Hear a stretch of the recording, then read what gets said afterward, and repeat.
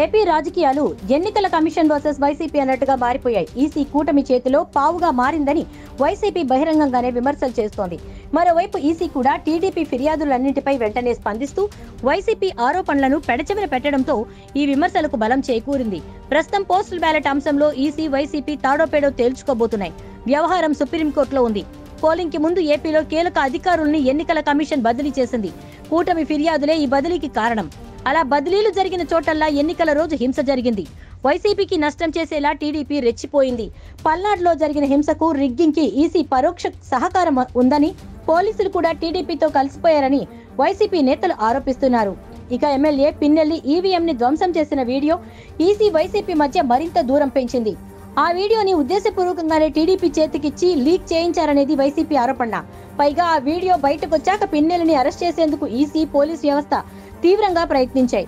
చివరకు కోర్టు జోక్యంతో ఆ ప్రయత్నాలు ఫలించలేదు. ఆ తర్వాత పోస్టల్ బ్యాలెట్ వ్యవహారంలో ఏపీ ఎన్నికల అధికారులు పూర్తిగా టీడీపీకి అనుకూలంగా ఉన్నారనే ఆరోపణలు మరింత బలంగా వినిపిస్తున్నాయి. కౌంటింగ్ రోజు కూడా వ్యవస్థలన్నీ ఈసీ కంట్రోల్లోనే ఉన్నాయి. ఈ దశలో వైసీపీ కూడా కొన్ని అనుమానాలు వ్యక్తం చేస్తోంది. టీడీపీ ఉద్దేశపూర్వకంగానే గొడవలు సృష్టించే అవకాశం ఉందని ఆరోపిస్తున్నారు వైసీపీ నేతలు. ఈసీ సహకరిస్తే ఫలితాలను తారుమారు చేసేందుకు కూడా వారు వెనకాడరని, పోలింగ్ ఏజెంట్లు అప్రమత్తంగా ఉండాలని సూచిస్తున్నారు. మొత్తానికి ఏపీలో పోటీ కూటమి వైసీపీ మధ్య కాకుండా ఇప్పుడు వైసీపీ వర్సెస్ ఈసీ అన్నట్టుగా మారిపోయింది.